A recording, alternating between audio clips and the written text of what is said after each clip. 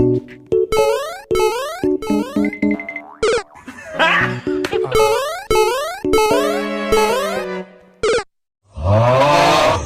got a bad feeling about this.